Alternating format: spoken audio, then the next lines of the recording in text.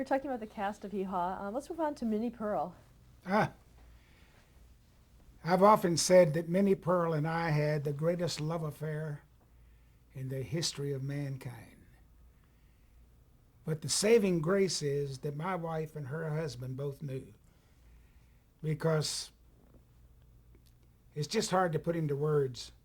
She was such a professional, but such a warm, down to earth, extremely well educated, and created this Minnie Pearl character from picking up.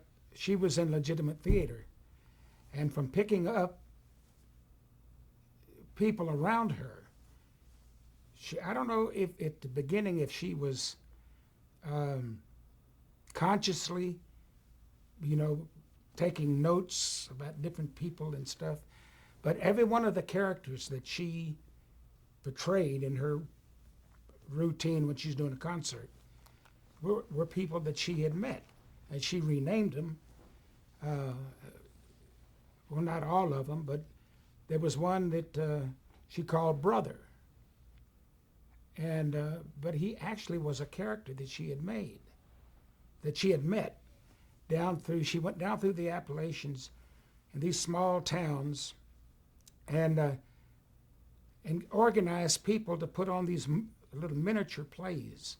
Now, this is years before they really had and couldn't afford or couldn't receive radio, and she taught these little towns how to put a little group of show people together and put it up for their own entertainment, not to make money, but just for something to do. And they would put her up. There was no hotels or anything in these places, so they put her up with one of the families. And in that family, there was always a character. Well, she was one of those that, you've met people that are just funny. They're not necessarily in the business of being funny. They just have a funny outlook. They have a funny way of describing things and a funny way of living. Well, that's what she'd pick up on something, and she would embellish it. And but I loved her and what she did, and and she taught me so much.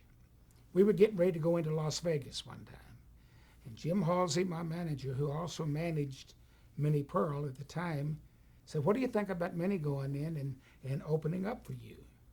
I said, "Lord, I think it's the greatest thing in life." Then I got to thinking. I said, what if we go to Las Vegas and these people come in and they've had a little too much to drink and they start heckling her and they don't laugh at her corny jokes? I'll go out in the audience and whip them. I won't let them get away with it. And I was very concerned. Well, she came out there telling the same jokes, same stories that in fact, she didn't tell jokes. She told stories, humorous stories. And she went out there the first night, and they were laying in the aisles.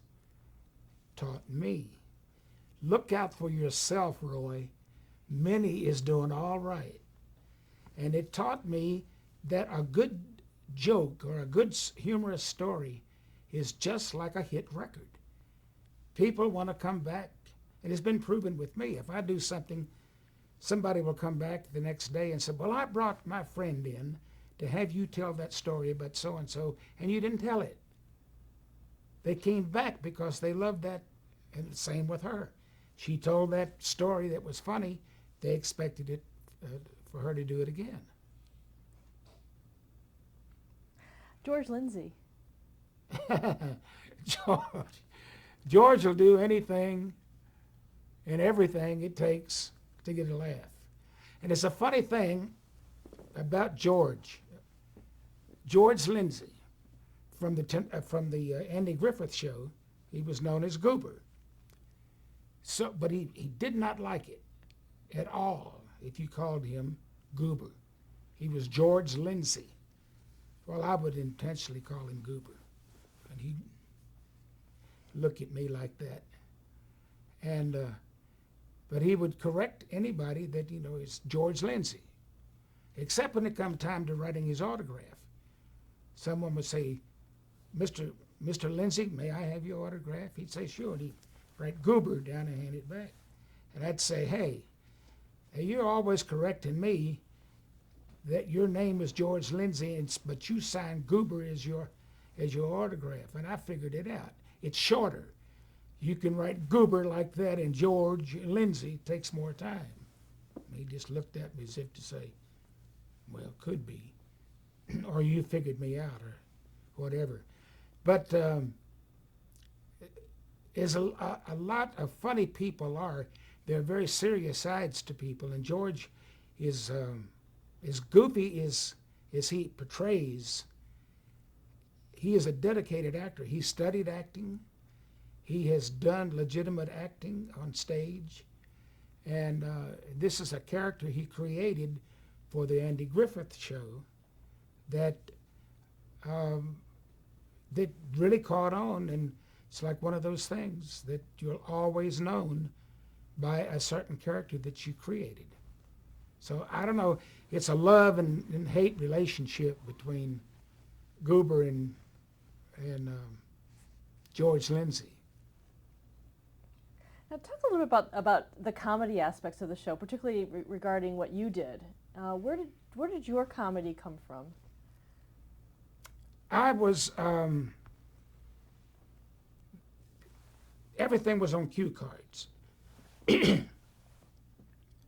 Everything was on cue cards, and we didn't rehearse. They found that spontaneity. Don't let them see it. And then if you flub it, what's a flub? If it was really a bad flub, you could go back and re-rack it and redo it again. But as you well know, if you've seen the show, most of the flubs were on the air. So there were no outtakes. We had a hard time getting an outtake reel that we could play. And they'd put those cue cards up, and you didn't see them, and I never got a script before it was time to go in and do it.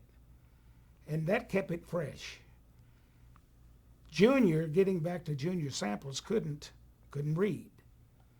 And I think he went to school for 3 years and hadn't paid a lot of attention those 3 years. So, but he could make out some words. So they found out if they put a word in that was more than 2 syllables, Junior would have a very difficult or impossible time reading it. And so that became one of the big segments of the show, that they purposely write these words and these little lines for him to say, and in the middle would be a word like this long. And we'd be squatting down in the cornfield, and what we were supposed to do is pop up on cue, look at one another and laugh, and then which either one had the first line would start. Well, Junior would be down through there looking through the cornfield, and he'd say, what's that word? What's that big word there? And I'd make him whatever excuse that like I didn't hear him or something and wait for him to count it down. So he would still be squinting at it as we came up. And so we'd come up and he'd blow it. Well, he'd blow it and it got funny. The more he tried it, the funnier it got. So then one year his wife got a hold of the script and went through it with him. So when those big words came up, Junior had a pretty good idea what it was. So he'd miss it a little bit, but he was getting too close. So that next season we came in and they held that cue card up and he saw that word. Well, he'd get through it. Well, after about the third time, they'd stop tape and they'd come out and say, we have a problem. Junior is knowing too many of his lines, and when Junior knows his lines, Junior's not very funny. So we discussed it, and I said, okay, I got something, let's try this. So that racked up the next one. And they give the floor cue, and we popped up out of the cornfield. And before Junior could get started, I'd punch him in the ribs and start laughing. Well, that threw him all off. So we're right back where we started. Now we got Junior back. But little things like that happen by accident. What were some of your favorite set pieces? What things did you like to do the most? There was a lot of them that became signature pieces on the show. One of them was the picking and grinning, and I get that to this very day.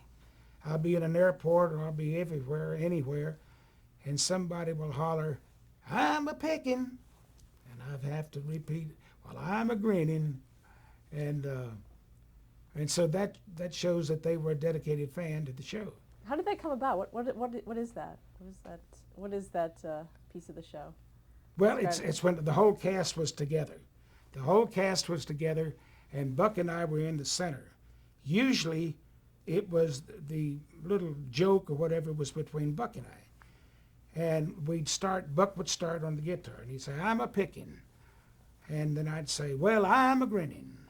And then I'd start on the banjo playing a tune, and we'd go through it one time and stop.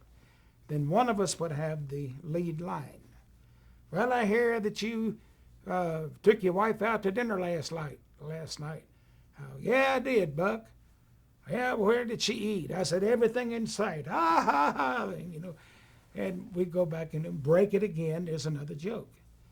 And it got the whole cast. They were looking for different segments to get the whole cast involved. So then we started.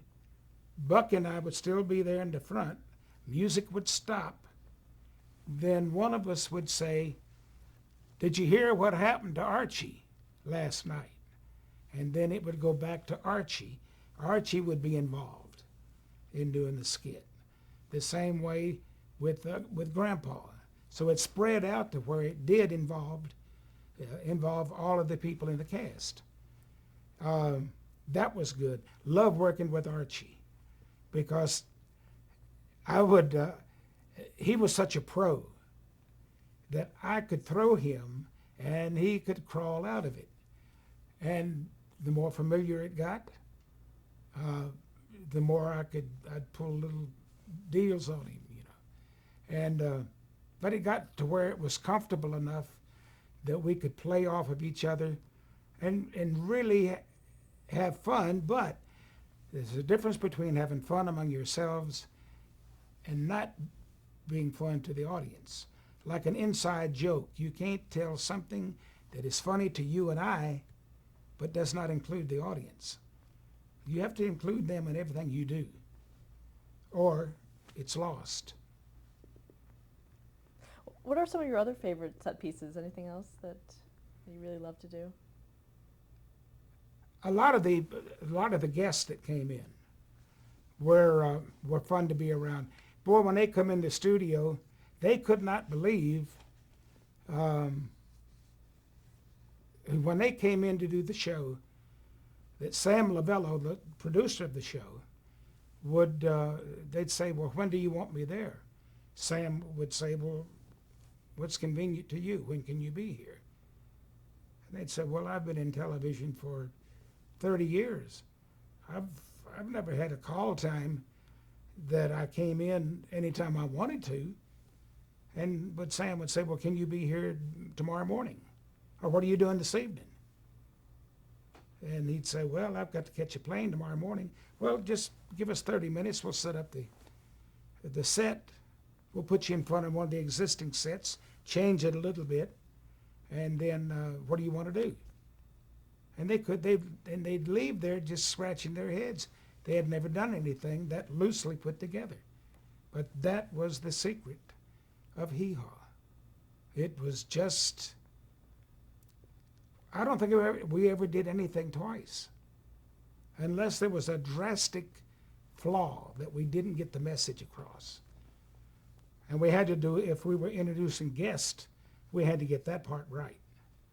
You couldn't call Loretta Lynn Jane Doe. You had to say her name right. But other than that, very laid back. Who were some of your favorite guests? Ooh. Sammy Davis Jr. was one of them.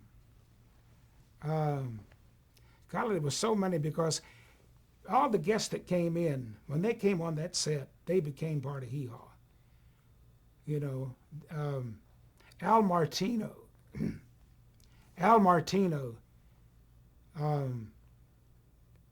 you know, is suave as he is. He became very comfortable. Him and I did duets together. So everybody that came in, they took out, when they left, they took a little hee-haw with them. And they all came in and had such a great time. They would laugh, so you'd find yourself laughing at them laughing because you knew they were having a good time. Was there anyone who was introduced to the nation on Hee Haw in terms of? There were a lot of people. Garth Brooks, one of the, in fact, that was one of the things that I think was another ingredient that kept Hee Haw on for so long. It was the only outlet for new young country artists. Alan Jackson, Garth Brooks, Randy Travis.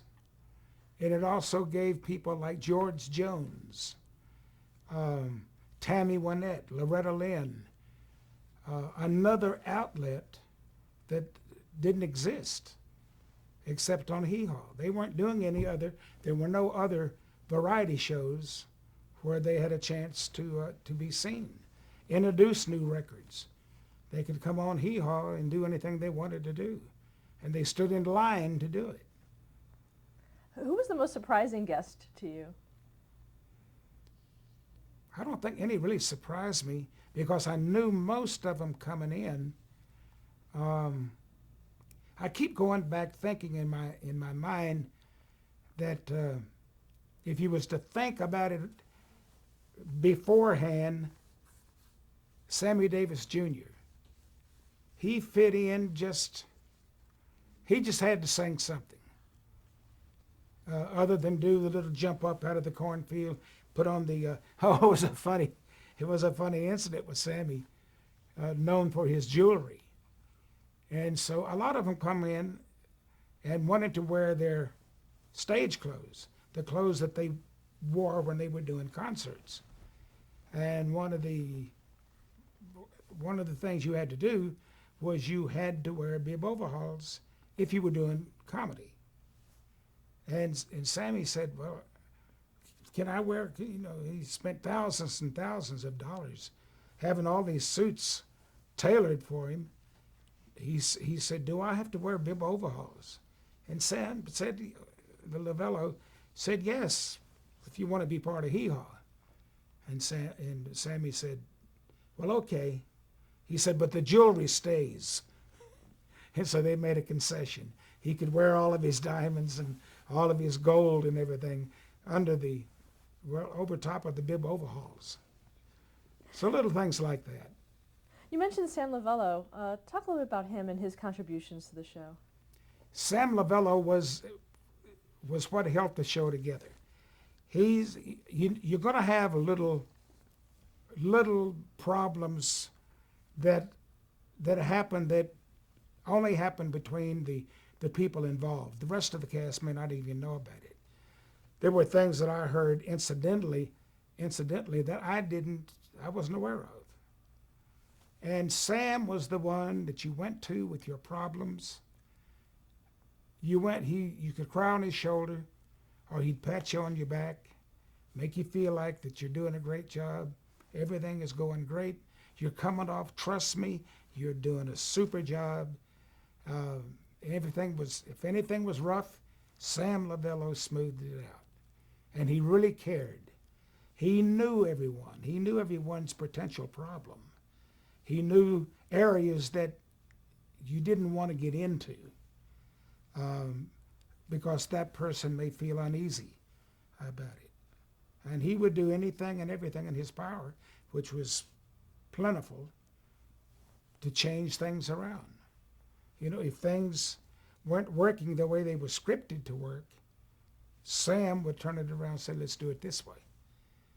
We can do it that way. It's not much of a problem. The people involved will be very easy on them. So he'd get it done. And if any one person is responsible for Hee Haw being on for that many years, it's Sam Lavella. Because the rest are doing their thing. They're directing, they're producing, they're writing. Everything is, they're taking care of that. It all comes down to Sam. He makes it work. What do you think is the legacy of Hee Haw? It's out now for, it can be purchased now from infomercials on television. I understand that the sales are incredible. I heard from a knowledgeable source that it's approaching 1 million sales in the DVDs and the tapes. And I got some of the first that came out. I was totally amazed at the clarity, the sharpness. The colors are so bright, and because a lot of like old sports film you see, not that old, 5 years old, still looks fuzzy, doesn't look, but the ones that I've seen are just incredibly sharp, and who knows, we may get another generation of Hee Haw families out there, because we had the grandparents, the parents, and the kids. Now it's time for the grandkids. Do you think it'll ever come back? I don't think it can come back in production. There's not enough of the main characters left to do it. You can't repeat yourself. There is room for something to come back that would be like a Hee Haw. Now don't ask me what it would be, but Hee Haw came along. It found a spot for itself. If you don't try to copy it, you can do something that will come back that will be like, the response will be like it was to a Hee Haw. That silliness makes you feel good. You could walk in the middle of Hee Haw. If it was on for 30 minutes and you missed the first, you didn't miss any plot. There was nothing but just funny stuff going on. It didn't hurt. Didn't do any permanent damage to the kids. Most of them I've met that grew up with it are doing okay. I still have people everywhere we go in concert that say, are they ever going to bring it back? I sure wish, that is all we had. I sure wish they'd bring it back. I said, well, who's to say? They just may. But we've still been talking about doing a special to do by the utilization of tape, and the ones of us that are still capable of leading in, leading out, doing some skits. It's very possible. I understand that the network is very susceptible to it. They have a sponsor that's ready to go. They have they have the money that's ready to go. And what surprised me the most was the most difficult thing to get is time. To get a time slot, you've got to move everything else. It's not just finding a time to put, a Hee Haw special on, but you've got to change your whole format. And that's the hardest thing to do.